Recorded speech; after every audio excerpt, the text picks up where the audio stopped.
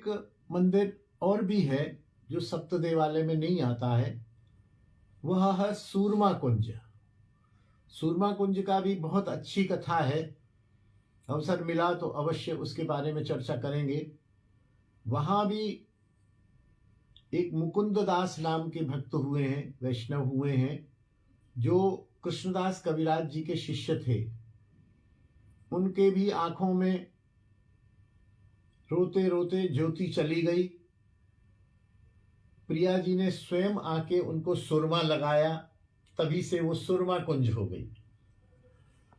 और श्याम सुंदर के भी दर्शन हुए और प्रिया जी श्याम सुंदर उनको दृष्टि दे के जाने लगे। मैं शॉर्ट में बता रहा हूं, इसमें कुछ भूल भी हो सकती है क्योंकि स्मृति के आधार पर है और मेरी स्मृति बहुत ही क्षीण है, भूल जाता हूं, याद नहीं रहती है।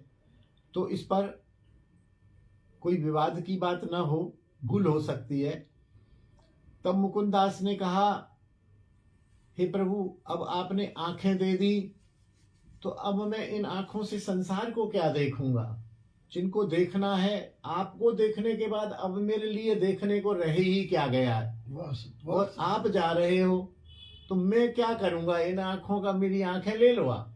बोले नहीं नहीं मुकुंददास, तुमने बड़ी सेवा करनी है, प्रचार करना है। तो श्याम सुंदर ने अपने हृदय से एक विग्रह निकाला। वो विग्रह था प्रिया जी का, राधा रानी का विग्रह मुकुंददास को दिया। और राधा रानी ने एक विग्रह अपने हृदय से निकाला श्याम सुंदर का, वो मुकुंददास को दिया। श्री श्री राधा नयनानंद जी आज भी सूरमा कुंज में विराजमान है, बहुत सुंदर है।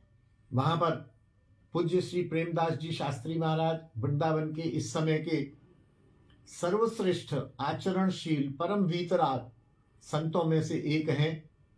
विद्वान भी हैं, बहुत विद्वान हैं, बहुत वीतराग हैं। वो ये कहते हैं, महाप्रभु ने विरक्त संतों को वैराग्य की शिक्षा दी और हम विरक्त संतों को वैराग्य का पालन करना चाहिए। हम यदि राजसिकता में और विलासिता में रहेंगे तो हम महाप्रभु की आज्ञा का पालन नहीं कर रहे हैं, फिर हम विरक्त क्यों बने यदि विलासिता में ही रहना है। ये संत वृंदावन में ही रहते हैं, अखंड वास है, पंचकोशी के बाहर नहीं जाते हैं, वृंदावन में चप्पल नहीं पहनते हैं। वृंदावन में क्या, कहीं जाते ही नहीं है तो चप्पल है ही नहीं उनकी। किसी सवारी पर नहीं बैठते हैं, यहाँ तक कि राधा कुंड श्याम कुंड तक भी नहीं जाते हैं।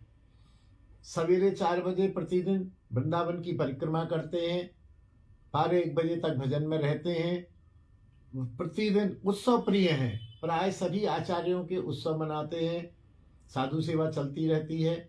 छोटा सा एक आश्रम है सूरमा कुंज, सामने गौशाला भी है और उत्सव मनाते हैं।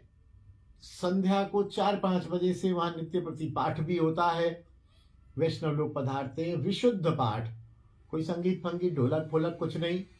आपका यूट्यूब चैनल भी है, उस पर आपकी कथाएं प्रसारित होते हैं।